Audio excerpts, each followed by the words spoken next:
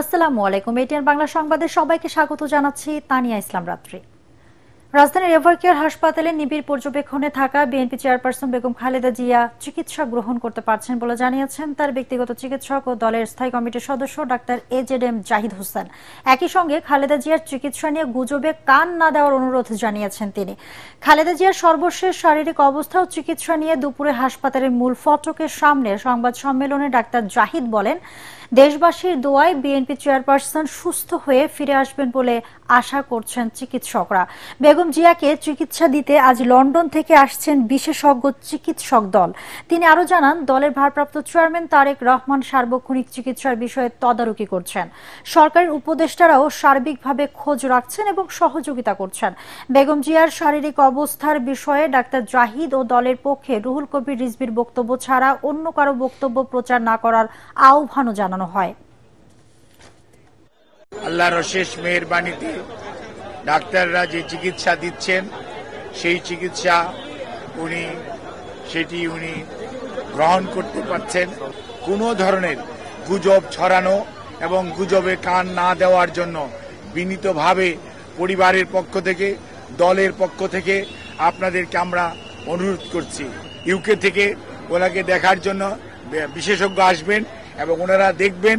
দেখার পরবর্তীতে ওনাকে যদি ট্রান্সফারেবল হয়, আমাদের যদি ট্রান্সফার করার প্রয়োজন পড়ে মেডিকেল বোর্ড মনে করে, তখনই ওনাকে সেই যথাযথ সময়ে ওনাকে চিকিৎসার জন্য দেশের বাইরে নিয়ে যাওয়া হবে। আমাদের সকল প্রস্তুতি আছে। দীর্ঘ 6 বৎসর যাবৎ আপনারা আমাদেরকে সহযোগিতা করেছেন। দেশনেত্রী বেগম খালেদা জিয়ার জন্য, সুস্থতার জন্য আপনাদের মাধ্যমে দেশ তথা সকল ধর্মের মানুষের প্রতি আমরা উদাত্ত আহ্বান জানাচ্ছি। এদিকে প্রধান উপদেষ্টার সভাপতিত্বে রাষ্ট্রীয় অতিথি ভবন যমুনায় উপদেষ্টা পরিষদের বিশেষ বৈঠক অনুষ্ঠিত হয়েছে। এতে 3 বারের সাবেক প্রধানমন্ত্রী ও বিএনপি চেয়ারপারসন বেগম খালেদা জিয়ার দ্রুত রোগ মুক্তি কামনা করে দোয়া করা হয়। একই সাথে জাতির কাছে তার জন্য প্রার্থনার আহ্বান জানানো হয়।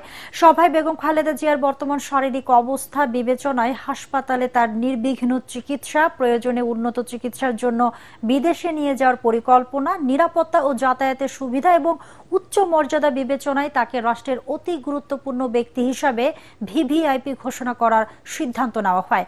পরে বৈঠকের বিষয়ে ব্রিফিং করেন পরিকল্পনা উপদেষ্টা ডক্টর ওয়াহিদ উদ্দিন মাহমুদ। এদিকে বেগম খালেদা জিয়ার নিরাপত্তা নিশ্চিতে দুপুর থেকে এভারকেয়ার হাসপাতালে নিয়োজিত হয়েছে স্পেশাল সিকিউরিটি ফোর্স, এসএসএফ ও প্রেসিডেন্ট গার্ড রেজিমেন্টের সদস্যরা।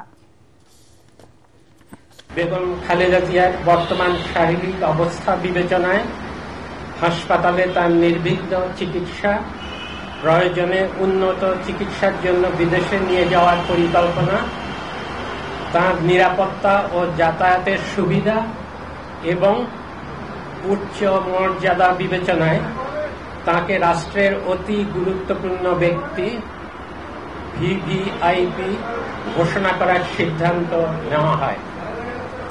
এই সিদ্ধান্ত অবিলম্বে কার্যকরের জন্য সংশ্লিষ্ট সকল সংস্থাকে নির্দেশনা প্রদান করা হয়।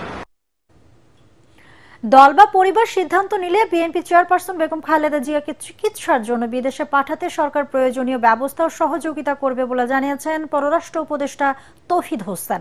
নিজ দপ্তরে সাংবাদিকদের তিনি জানান, বিএনপির ভারপ্রাপ্ত চেয়ারম্যান তারেক রহমানের দেশে ফেরার বিষয়ে সরকারের কাছে কোনো তথ্য নেই। দেশে ফিরতে তিনি এখনো ট্রাভেল পাস চাননি, তবে চাইলেই ইস্যু করা হবে বলেও জানান উপদেষ্টা।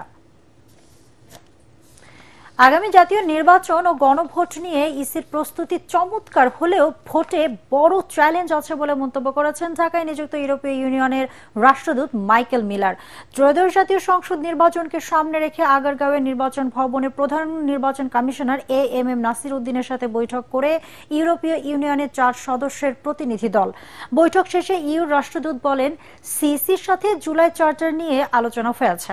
ইসির আগাম প্রস্তুতি সন্তোষজনক বলেও জানান মিলার। পর্যবেক্ষক হিসাবে সংস্থাটি বেশ কয়েকজনকে নিয়োগ দিয়েছে জানিয়ে রাষ্ট্রদূত বলেন, 2026 সালে বিশ্বের সবচেয়ে বড় গণতান্ত্রিক অনুশীলনের মধ্যে একটি হলো বাংলাদেশের নির্বাচন। জাতীয় নির্বাচনে ইউরোপীয় ইউনিয়ন ইসিকে লজিস্টিক সাপোর্ট দেবে বলেও জানান তিনি।